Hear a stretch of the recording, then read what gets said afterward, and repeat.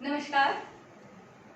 आज जो क्लास का जो टॉपिक हम स्टार्ट करने वाले हैं, it is dealing with civil procedure code, जिसे सिविल प्रक्रिया संहिता कहा जाता है।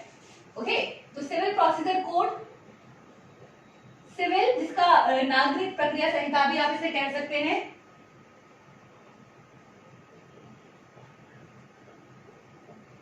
संहिता, ओके, ये सिविल प्रक्रिया संहिता ये वो कोड है।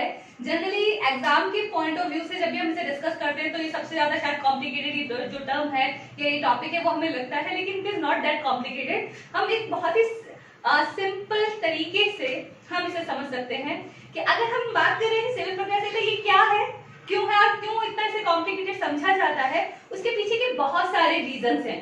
सबसे पहली चीज, जब हम कॉन्ट्रैक्ट एक्ट पढ़ते हैं, अब ध्यान से समझिएगा, जब हम कॉन्ट्रैक्ट एक्ट पढ़ते हैं तो उसमें अगर ब्रीच ऑफ कॉन्ट्रैक्ट है उसके लिए क्या किया जाएगा। अगर if we are talking about the breach of contract, we can file a suit. हम वो सूट कहां फाइल कर सकते हैं? कोर्ट पे।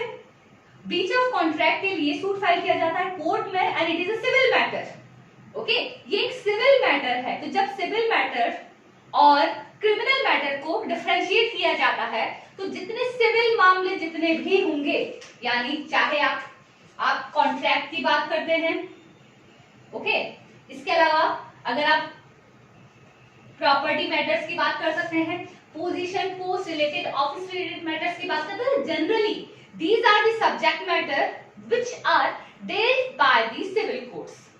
तो उसके लिए जब मामला सिविल कोर्ट में जाएगा तब कौन सा एक्ट आप काम में लेंगे, तब आपके लिए कौन सा कोड उसमें लगेगा कि कोर्ट कैसा प्रोसेस फॉलो करेगा, कोर्ट के द्वारा जो प्रक्रिया फॉलो की जाती है, that is the part of civil procedure code.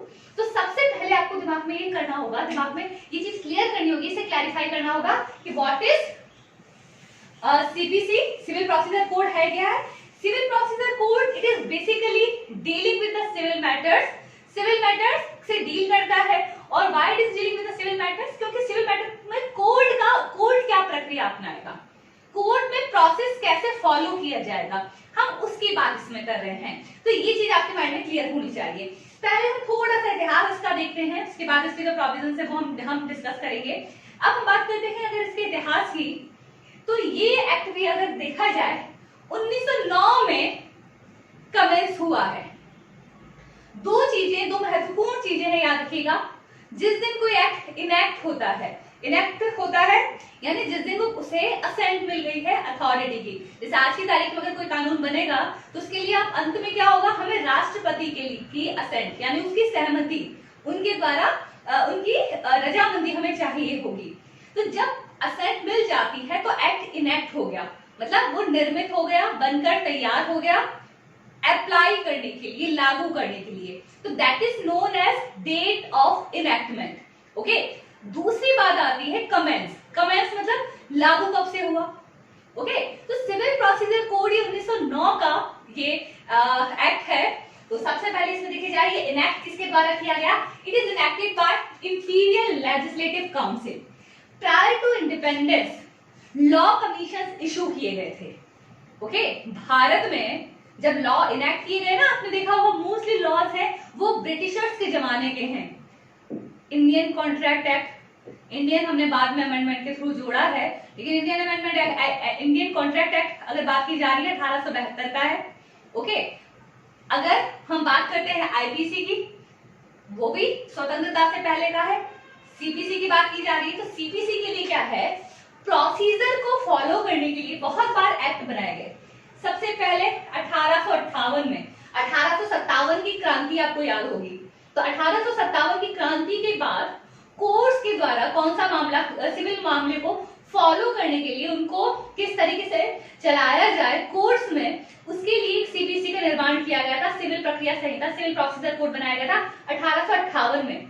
लेकिन जिन कारणों के लिए, जिन उद्देश्यों के लिए उसे बनाया गया वो बहुत अधिक अच्छे नहीं थे, when they were not good। क्या किया गया 1858 के बाद, फिर 1877 में फिर एक नई सीपीसी आपके सामने उपलब्ध कराई गई, लेकिन फिर भी ये भी अप टू द मार्क नहीं थी, इसे भी कोर्ट में फॉलो नहीं किया जा रहा था।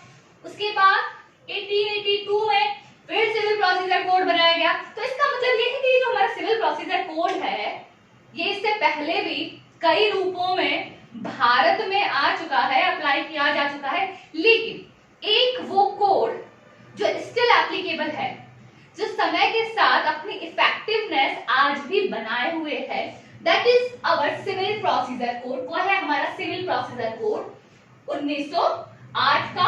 1908 का कहा जाता है कि 21 मार्च 1908 को अब जो ये सिविल प्रोसीजर कोड है ये इनेक्ट हो गया, बनकर तैयार हो गया।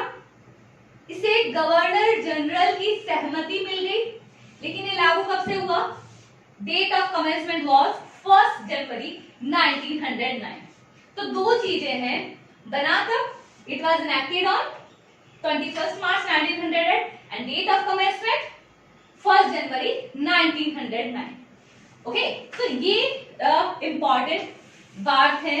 इसके अलावा हम बात करते हैं कि सिविल प्रोसीजर कोड जो सबसे ज्यादा कॉम्प्लिकेटेड लगता है ना, उसके पीछे का जो रीजन है, what is that reason? It is divided into various parts. बहुत सारी बातें हैं, बहुत सारी चीजें याद रखना मुश्किल हो जाता है, लेकिन याद रखना तब मुश्किल होता है जब आप चीजों को बिना समझे रटने की कोशिश करते हैं। Okay, kindly try to understand certain important things. The entire CPC it is divided into 2 parts. Okay, पहले हो गए आपके सेक्शंस, दूसरी है आपकी एक शेड्यूल, एक सूची है। सूची किससे बनी हुई है? सूची में दिए क्या गए हैं? ऑर्डर्स। ओके, सेक्शंस में 1 से लेके 158 तक धाराएं हैं, इसमें 51 ऑर्डर्स हैं, इनके साथ साथ हर ऑर्डर के साथ कुछ रूल्स भी दिए हुए हैं। ओके, तो ये दोनों में क्या डिफरेंस है? Sections and schedule. शेड्यूल एक ही शेड्यूल है जिसमें आपके सारे ऑर्डर्स आते हैं, तो total 51 orders are there in CPC. Okay, और कुछ सेक्शंस हैं, ये याद रखिएगा जो सेक्शंस हैं उसमें नियम है, सिद्धांत है, प्रिंसिपल्स है। तो पूरा 2 भागों में इसे विभाजित करने के पीछे का जो ऑब्जेक्ट है कि it is containing 2 types of things. The first thing which is dealing with, okay, what is happening? It is dealing with the principles. कुछ नियम है, res judicata ये एक सिद्धांत है, res sub judice ये एक सिद्धांत है। कुछ नियमों की जो बातें की गई है वो कहाँ की गई है? वो सारी बातें सेक्शंस में की गई हैं। दूसरी जो बातें की गई हैं वो की गई है शेड्यूल में, यानी ये शेड्यूल क्या है? कोर्ट का प्रोसीजर है। कोर्ट में किस तरीके से मामला आएगा, ऑर्डर किस तरीके से चलेगा, किस तरीके से आप अपना मामला, कोई भी सिविल मैटर कोर्ट में प्रेजेंट करेंगे, उसकी एक सीक्वेंसिंग है, उसका एक क्रम से वर्णन किया गया है। वो क्या कहलाएगा? वो कहलाएंगे ऑर्डर्स। तो ऑर्डर्स और सेक्शंस इन दोनों ही से बना एक यूनिक कॉम्बिनेशन है हमारा सीपीसी। तो सीपीसी में आपको याद रखना होगा कुछ जो हमारे जो ऑर्डर्स हैं जो किस पर आधारित है? सेक्शंस पर। ठीक है, तो इसलिए हमें पहले सेक्शंस भी पता होने चाहिए, हमें ऑर्डर्स भी पता होना चाहिए, ताकि हम उन्हें लिंक कर सकें। ये याद रखिएगा, कोई भी लॉ अकेला नहीं चलता है। Okay, if I am talking about I can file a suit only under family law और हिंदू मैरिज एक्ट और मुस्लिम marriage, Muslim rights of Muslim women, ठीक है, एक्ट 1986 का एक्ट मान लीजिए, या 1939 का राइट्स ऑन डाइवोर्स एक्ट अगर बात कर ली जाए, तो in dissolution of Muslim marriage act की बात की जाए, या मैं बात करती हूँ प्रॉपर्टी लॉ की बात करते हैं, या किसी और विधि की बात करते हैं, अगर मैं किसी भी एक्ट की बात करती हूँ, if I am talking about any act, always remember कोई एक्ट अकेला नहीं चलता, एक्ट साथ में चलता है। कि अगर एक सेक्शन हमें अप्लाई करना है प्रॉपर्टी लॉ का, या मुझे ब्रीच ऑफ कॉन्ट्रैक्ट का मामला कोर्ट में दाखिल करना है, मुझे प्रोसेस कौन सा फॉलो करना होगा? सिविल प्रोसीजर कोड का। ओके, तो ये कॉम्बिनेशन है, तो आपको याद रखना होगा कि पहला किस लॉ में आप किस प्रावधान के तहत आप सिविल प्रोसीजर कोड को अप्रोच कर रहे हैं। ओके, नेक्स्ट क्लास से हम स्टार्ट करेंगे जो डेफिनेशन पोर्शन है हमारा। बने रहिए हमारे साथ।